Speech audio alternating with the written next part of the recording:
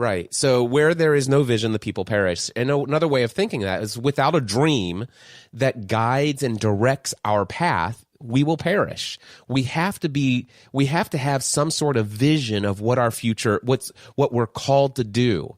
And going through life aimlessly without some destination that we're going to, then we will end up a derelict ship in the middle of the sea, tossed about by the wind, and our life will be off course all the time because, well, we don't have a course, and we will just end up nowhere in the middle of the sea, and we'll be stranded and eventually washed up and die. I mean, that's exactly what, without a vision of our future, we will perish. We need to have vision. We need to lead our own life with vision, with a dream.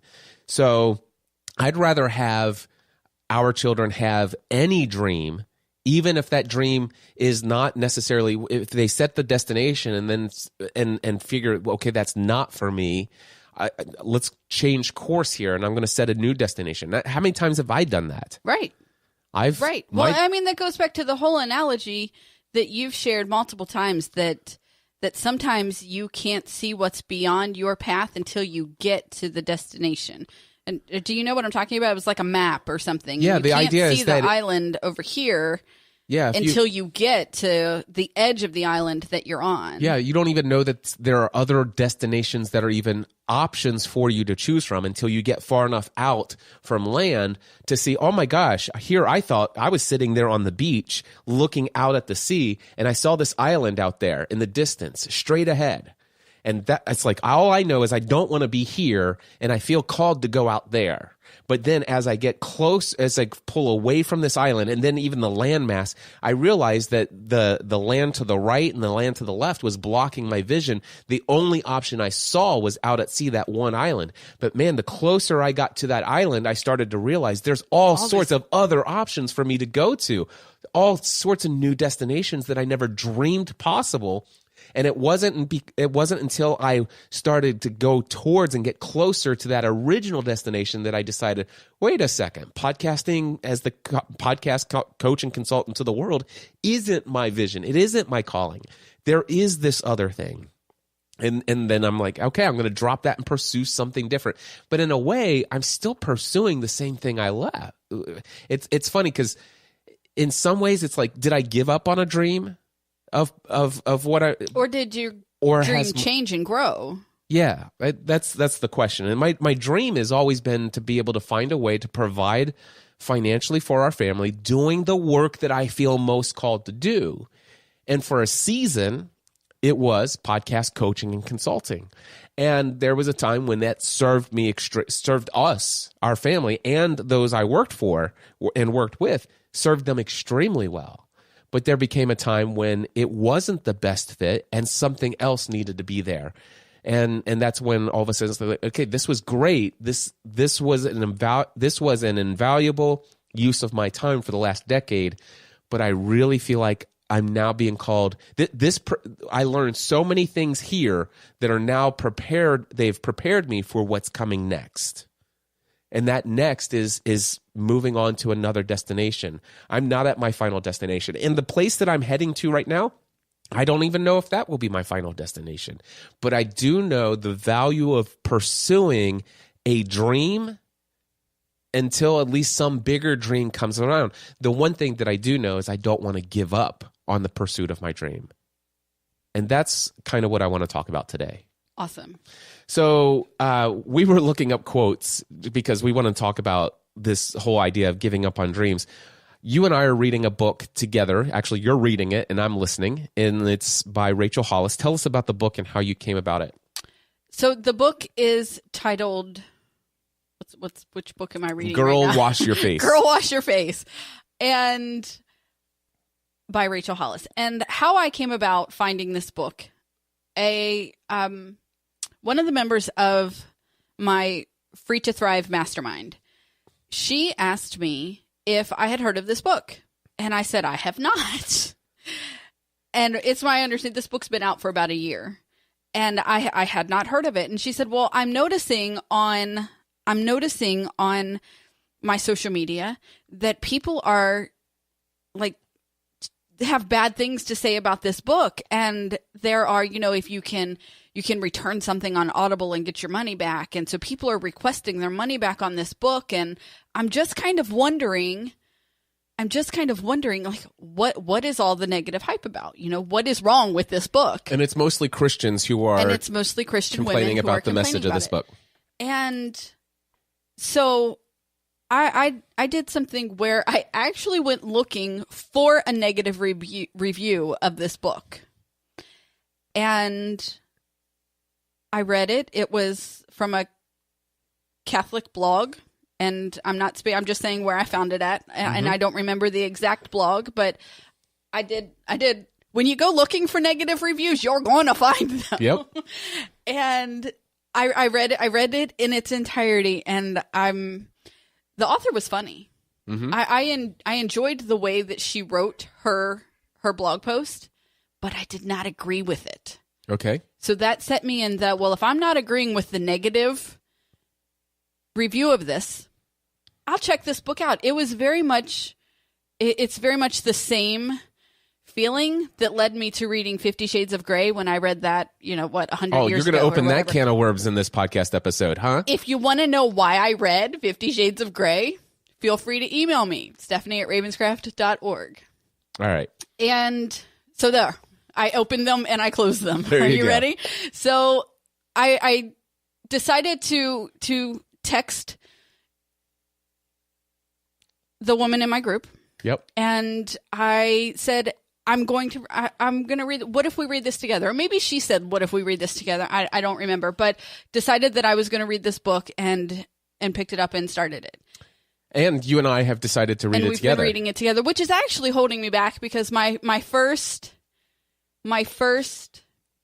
Your commitment was to read a chapter a day every day. It's a chapter. There's 20 chapters, and I was going to read a chapter every day for 20 days. That gives me the whole day to think on the chapter and process what it was in it.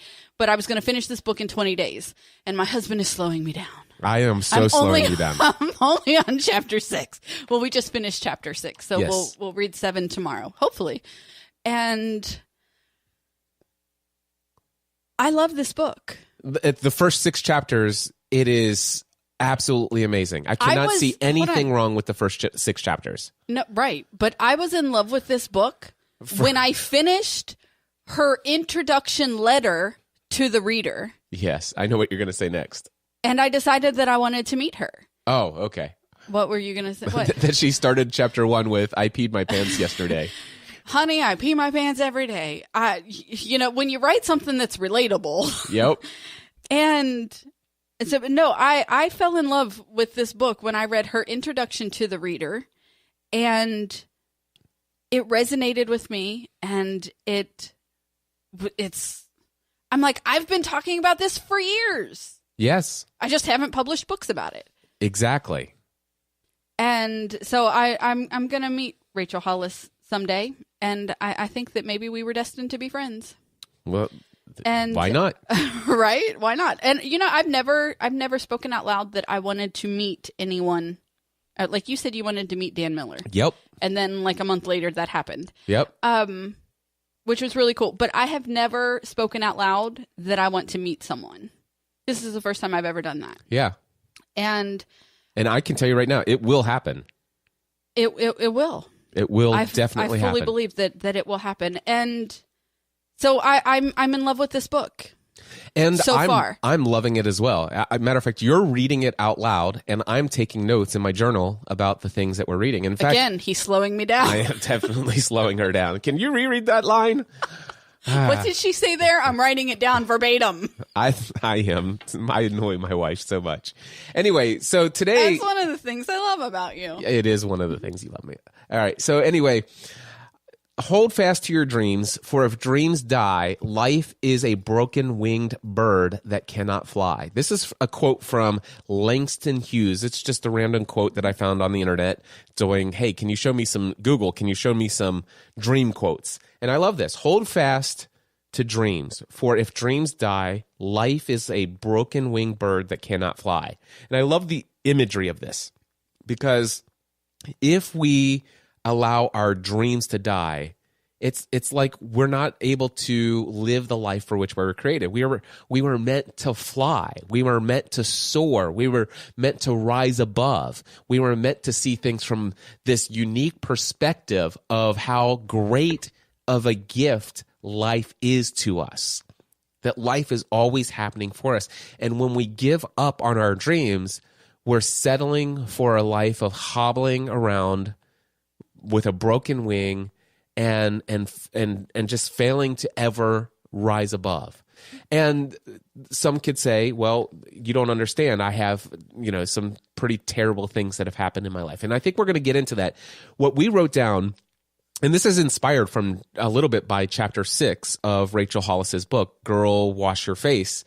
And each chapter is a lie that she confronts. And the lie for chapter 6 was something like no means it just when no doesn't mean no, or no doesn't mean stop, Yeah, it's basically the whole idea is I didn't write it down. I did it, but I didn't bring my journal in. But the idea is giving up on your dreams. Why? And so the question that Stephanie and I ask for this episode is, why do people give up on their dreams? We're very much involved in helping people achieve their dreams, walking towards their dreams. We believe it is our mission and our purpose to set people free from what's holding them back from living their dreams. Even to find their dreams. Yeah, it's to discover the ability to dream. But for those, specifically today, we want to talk to those who have had dreams but give up on them. All right, so they knew that they had a dream, but they've given up. Why do most people give up? And there's lots of reasons, but we've come up with 5 different reasons that we're going to talk about first and foremost. So first of all, they believe those who say that it can't be done. Who are some people in life that would tell us that our dream can't be done? An authority figure, a parent, any naysayer who just doesn't. So it's a teacher who says, hey, what do you want to be when you grow up? And you say, I want to be a pro wrestler, right? It's like, and they laugh at you. Well, exactly. And they laugh at you. What word and in what way they phrase their response can set a child into 2 different paths in life. Especially if it's a teacher that the child looks up to and admires. And respects, absolutely. I mean, you've just set them back years. I'm reminded of Ken Davis. He's a great friend of ours, Christian comedian, author, amazing human being. He did the closing keynote for Free the Dream, and he talks about how he used to get in trouble at school all the time. He would always make jokes, and he was always the funny kid in the class. And one day he was causing so much trouble in his class that his teacher says, hey, Davis, I want to talk to you after class today. I think she called him Kenneth. Yeah, or Kenneth. and so he sat down, or the teacher sat him down, and she said, listen, you have a gift, and you need to use it. But not in my class, buddy. But you will never use it this way in my classroom again. I think you should go for the speech and debate team. You need to use this gift and make people laugh. And that set him on an entire trajectory. She spoke words into his life that fueled a dream. Mm-hmm.